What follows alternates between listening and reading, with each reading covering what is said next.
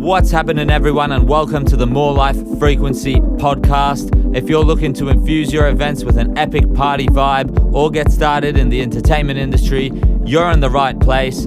I'm your host, Isaac, and after a decade of rocking dance floors from Australia to Greece, I'm here to share the strategies and stories from my journey in the entertainment business.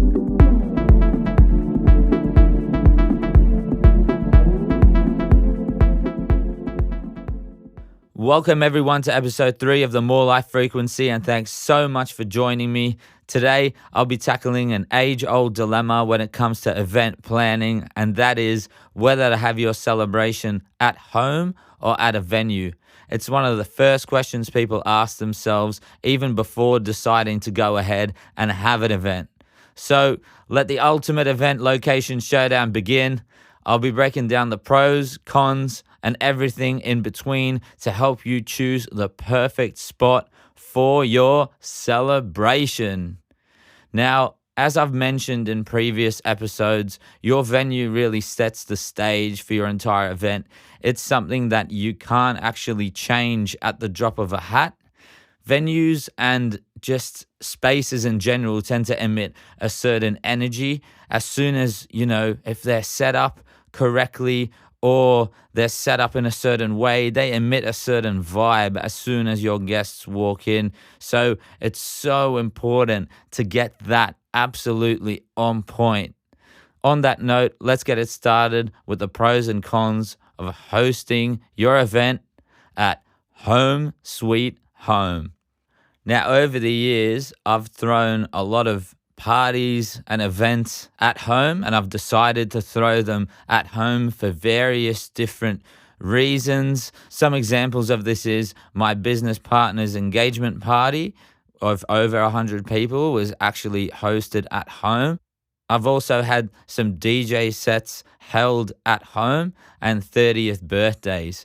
And the reasons why I'm about to get into right now. And the first is personalization. So let's take my business partner's engagement party as an example over here. He was able, and his fiance were able to design the space exactly as they wanted it to be designed, exactly how they had envisioned it. They were lucky in the sense that the space was spacious and accommodated for, all the people that they wanted to have at an event. Like, for example, they wanted some glow furniture outside. There was a pool area as well, so beautiful fairy lights were passed from across the pool, which created an amazing lighting effect, especially at night.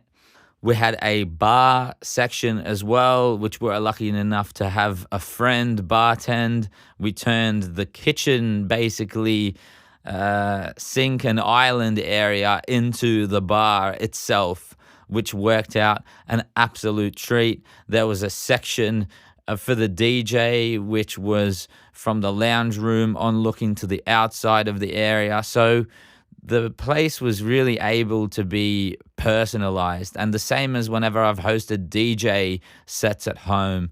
It's just whatever you have envisioned in your head. We had the vision of setting up a DJ set in the middle of the living room and having people crowd both in front and behind the DJ decks and filming that whole set. So it really gave us the flexibility and the freedom to do that, and the freedom to do whatever was in our head that sometimes when you are actually hiring a venue, you can't have that much freedom in those decisions. So on to my second point now, which is intimacy. So having an event at home really creates like a familiar vibe and a very homely type of vibe that you can't really get when you hire out a venue. This actually was so favorable for the engagement party just because it created a familiar yet different sort of feel to it. Everyone felt at ease, but it was like the house was dressed up, like just as somebody would dress up when they're going out or they have a formal and they'd put a suit on. The house did the same thing. And even with the DJ set and the boiler room style type of DJ set, the place looked different. We moved furniture around to create space. We had certain lighting, both for the engagement party and for the DJ set as well. So that was absolutely great in capturing that feeling that we wanted to go for with those events in particular. Now, point number 3 I want to make is potential cost saving. So it's quite a no-brainer that hosting the party at home presents a lot of opportunities to save money in certain aspects. A big saving is, of course, with drinks and with food. A lot of venues obviously charge an astronomical amount, whether that's, per person for food. Some start from minimum $40 just for some finger food.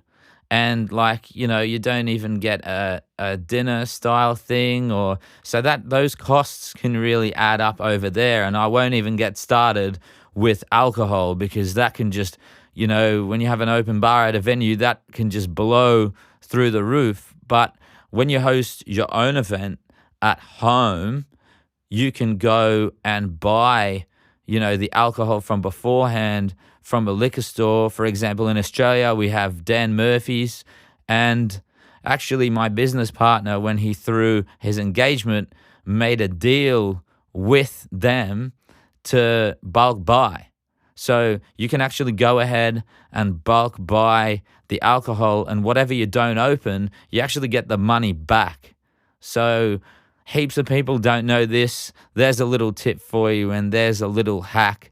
So you can save an astronomical amount of money by doing this.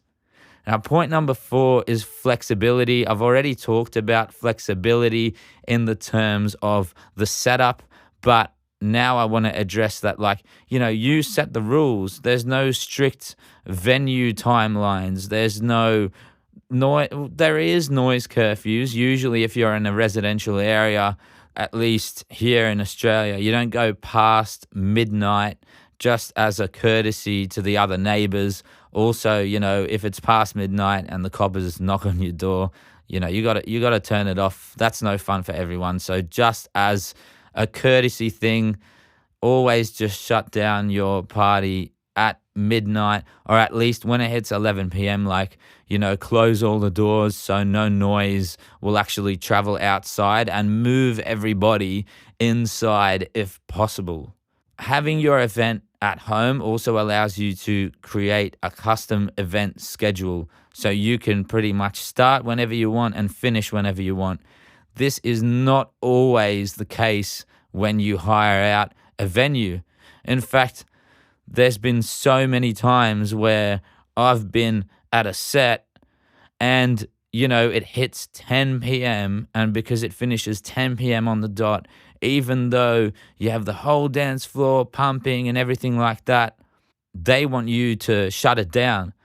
I once, at an event in the city, had a venue manager come up to me at 10 p.m. on the dot saying, if you don't turn this off in the next minute, I'm going to pull out the main plug. Now, obviously, come on, you're going to damage all the equipment by doing that and everything.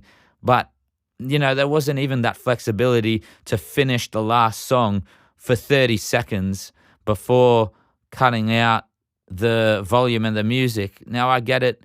Venues have certain rules and things like that. So it's just something to be aware of before you actually go in and book a venue for your event. Do you want that flexibility? Do you need that flexibility? Because just understand that sometimes venues just can't provide that sort of thing. Now, onto the cons of hosting at home, because as you know, it's not always sunshine and rainbows. You could have space limitations. So let's be honest, some homes and or apartments aren't really designed for hosting huge crowds.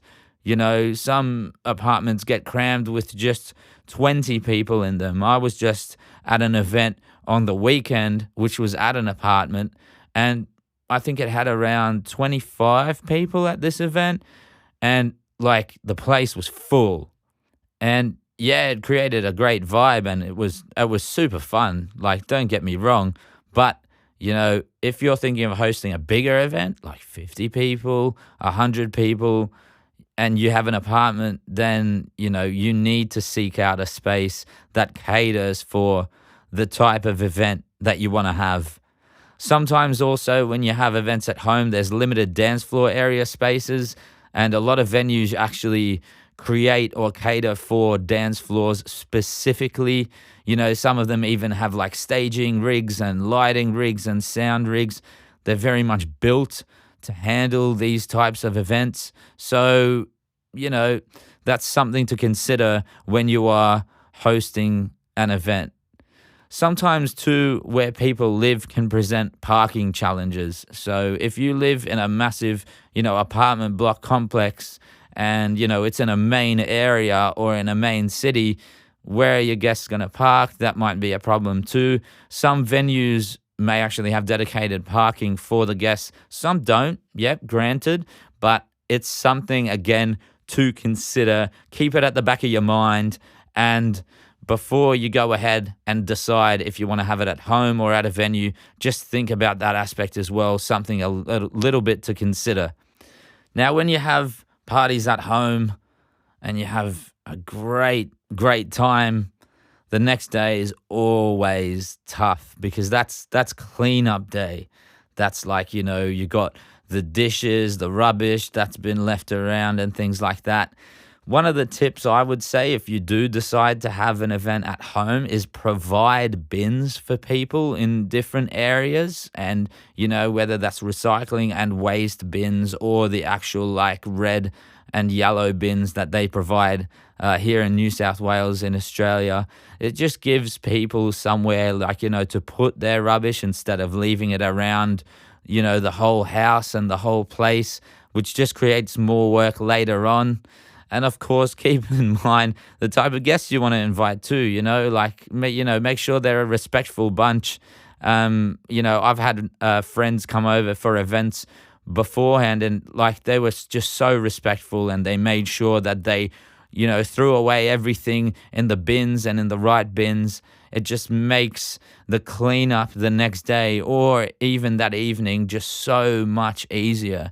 And if you know the people, like, don't be afraid to say, hey, do you mind like just helping me out a little bit here before I go to sleep or before wrapping up the event, in order to just do like a quick cleanup? Because, the more hands you have on deck, the way better and easier it actually is too. Obviously, hosting a party at home, you've got heaps of things to consider. It's your own place, it's your own things. You're constantly thinking, what if something breaks? It's a lot of stress. So just be aware of that. You've got a lot of things on your plate when you host at home, and it's all on you. You've got to think of all the things that usually an event manager would think of for you and might even bring up to you. And, it's just all on you. It's your job. So if you're the type of person to really like get stressed over this stuff, or even maybe lose sleep over it, I've had some friends come up to me and just like, ask for advice and say, oh, when you're hosting like parties or events, like, how do you do it? It's just so stressful. And I'll just say, like, my first event I ever held at home, I was actually 18 for my 18th birthday. I was stressing properly. Like, I don't think I slept the night before the party. But as you do more, as I started DJing, getting involved in the entertainment business and things like that, it became easier. I became stressing less. And a lot of that is actually, it's number one, it's experience, but number two, it's also preparation. The more things you can think of, ahead of time, the easier it's going to actually be. So the fact that you're listening to this podcast right now, trying to prepare yourself for the event, you can put your mind a little bit at rest, saying that, you're thinking that you're doing all the research that you can possibly to throw on the best event. So sometimes just take the pressure off yourself. Don't put so much, you know, pressure and strain on the actual event. At the end of the day, think about it as it's a 5 hour, 6 hour event. Mate, once it happens and then finishes, it goes like that so quickly. And you put all that prep in, and it's just not worth, making this big scenario up in your head that you get worried about. But if you're that type of person, just take that into consideration if you're going to host at home. My last point is neighborly concerns. So when you host a party at home, please, please, please go to all your neighbors and let them know you're going to have an event at home, even if it's during the day. Again, it just comes down to courtesy, and it lets them know, okay, there might be a bit of noise, tonight or during the day today. It's not going to be forever. And, just ask them, like, if they want to join, like, feel free and come by. I know my neighbors over here, some of them love to have an event and a party, and it's just a nice thing to do as common courtesy over there. Okay, now we're going to go through the pros and cons of hosting your event at a venue and or hiring a space. Now, over the years, I've had the privilege of working with some great venue operations managers when I am hiring out my own space. And what do I mean by great? Man, they just think of everything. Like, whatever alcohol you want to provide at the party, they got it. They'll make sure it's there for you. Security guards, they'll employ them. They'll pay them. And everything like, sound, you want some extra sound? No worries, I'll hook you up. And there's been some really, really good experiences that I've had, and amazing events where, for example, I threw a DJ event in this section of a club, which was just, it was just built for sound. And it really had like an underground rave type of feel, which is what I was after for that particular event. And the experience with the actual venue themselves and the ops manager was so good and so great. And he had actually been in the entertainment industry for many years too. So it was amazing to actually learn from this guy. And, he's done these things 100 times before. So I picked up so many things and, tips and tricks to look out for that, to be honest, they still serve me to this day. So on to some of the pros now after that story, and that is space, and more space. If you choose the right venue, amazing. Like, it doesn't matter how small your house or apartment was. This is the venue now. You've got heaps of room to play with. Whether you want, again, for it to be like an intimate engagement party style feel, or you want a rave for a hens party, like, if you choose the right venue, man, you've got it. You've got it made. You're already so many steps ahead to be having a great event and a great party. So it all starts with choosing the right venue if you don't decide to have it at home. Some venues even cater for DJs, bands, and entertainers too, whether that's acoustically or with the space as well. And that can just elevate your event from a level 5 to a level 11 out of 10.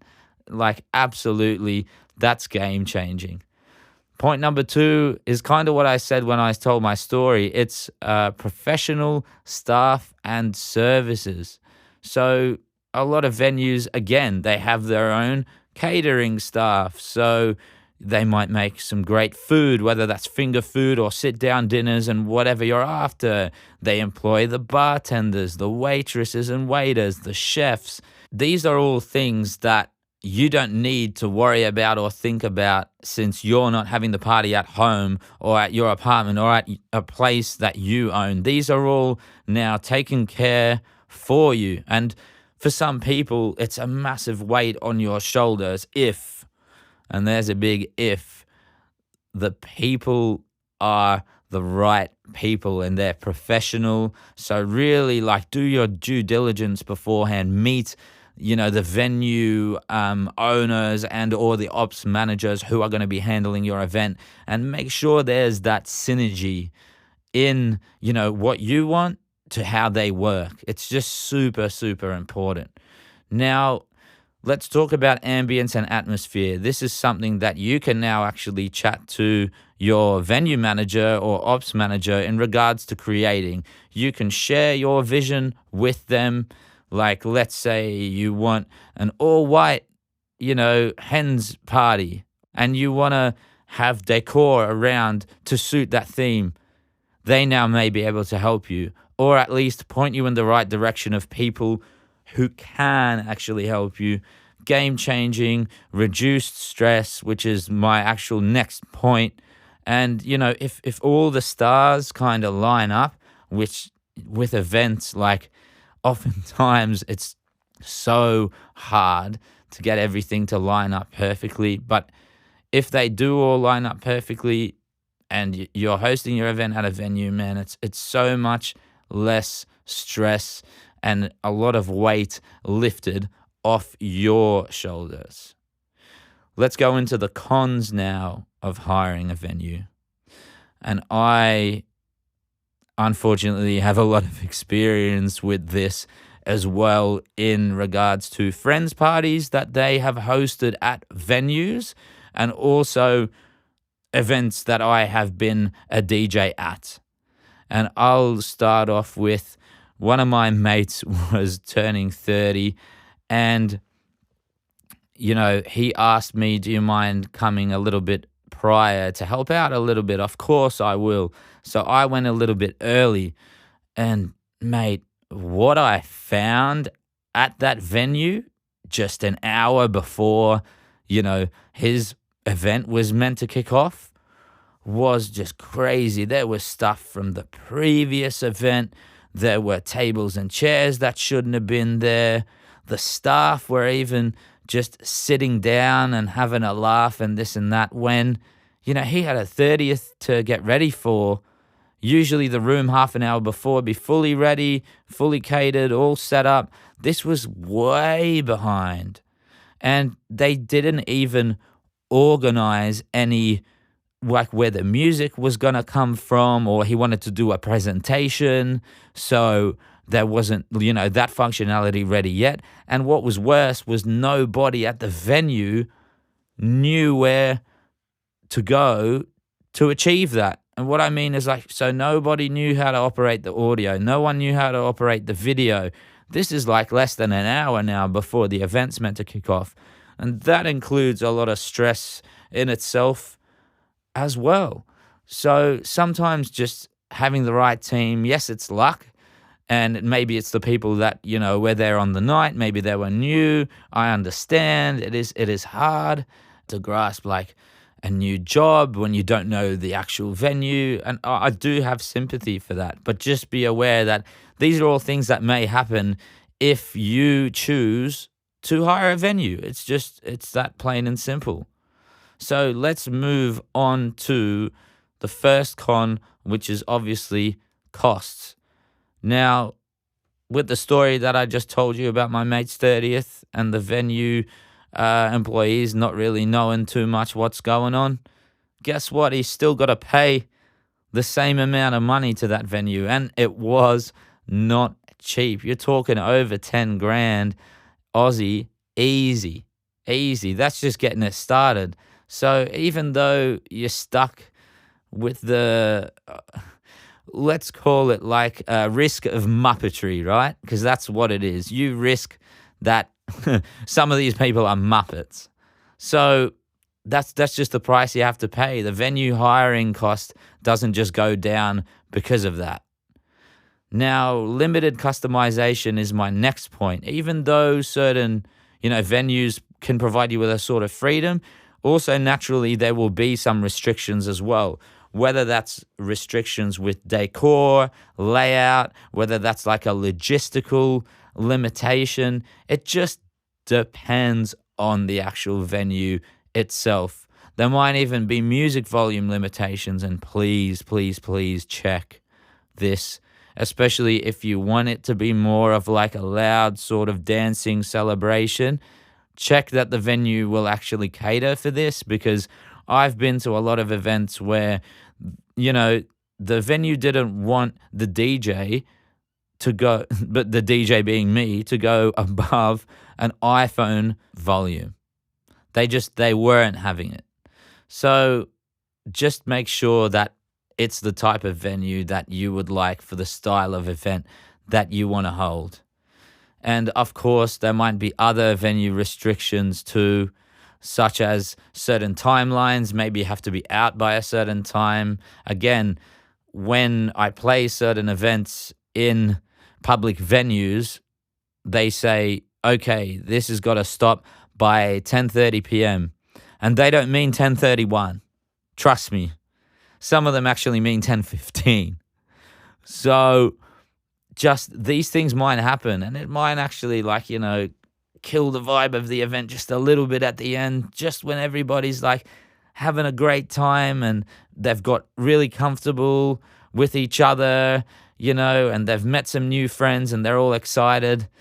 And then the event comes in 15 minutes early to say, yeah, sorry guys, we got to pack up now. Thanks for coming. And yeah, make sure you pay your final invoice. Thank you. It's like, it's not the sort of thing that you want at the end of your event. So just, again, speak with the venue manager and say, look, if you mean till 10:30, like, can we please have till 10:30? So yeah, just be super, super clear with it too. Another point might be less intimacy. Again, this is going to depend on the venue itself, but oftentimes people are in a foreign environment. It's not as homey. And if homey is what you want for your event, then definitely take that into consideration. What about now a suggestion of a hybrid approach? So the best of both worlds. What do I mean by that? I mean, considering a smaller venue, maybe it does give you a homey feeling, like a small bar or restaurant. Hell, even like something like an art gallery, if you're into that sort of thing, if you have a few connections, like, why not? Community halls are a great one. I had my 21st at a community hall. Made it had a stage. I could put lighting on there. As I mentioned in a previous episode, I was inspired by Avicii at the time and that sort of setup. And this community hall was just so perfect for that. It really catered for a lot of people. It wasn't near any houses. It was cheap to hire. A lot of these community halls and stuff like that, they're actually really cheap to hire. They don't have the same rules and restrictions as other venues have, such as, you know, compulsory security or certain limitations as to when you shut down the event. Like, you could realistically go to, let's say, a midnight, which you would at home, and no one's going to come to you at 10:30 and be like, yeah, we're closing now. Like, the keys are in your pocket. You've hired out the community hall. Perfect, great, and Bob's your uncle. You can also host, you know, off-peak celebrations as a hybrid approach. So maybe hosting your event on a weekday to cut some certain costs and make it a bit more affordable. And some of the benefits might be that you actually get more space for doing so because, you know, the other room right next to you is not being hired out. So you can just naturally get some more room for your guests, and maybe, you know, it's a better vibe. Sometimes worth exploring. So at home or at the venue, let's break down some deciding factors. So you've got point number 1, guest size list. How many people are you thinking of having? If it's more than what you can cater for at home, then you got to start looking at venues outside of your home to cater. Point number 2 is budget. So if you're on a tight budget, there's heaps of options, whether that's at home or things like I just mentioned, which is our community hall. Point number 3, what vibe are you after? Is it cozy, intimate, or is it like grand, big venue, or like super fancy venue by the water, that sort of thing. And the last point, super, super important, is your sanity. You want your event to be stress-free and zen. So the question still beckons whether to have the event at home or at a venue, but honestly and ultimately it's your call. It very much depends on what you want your event to look like. One of my biggest tips would be to plan your celebration with the end in mind. But I'm sure that after weighing up the pros and the cons I've spoken to you about on this episode, you'll be able to choose a space that will make your event truly unforgettable. If you got value from this episode, please leave a review and follow the podcast to help us bring you more event planning gold. Be sure to share this episode with someone planning a party or thinking of hosting an event. If you'd like to inquire about DJ bookings or need some more resources to help you plan your next event, check out our website, morlyfe.com.au. That's morlyfe.com.au. I'm your host, Isaac, and thanks for tuning in to the More Life Frequency. Until next time, all the best and stuff the rest.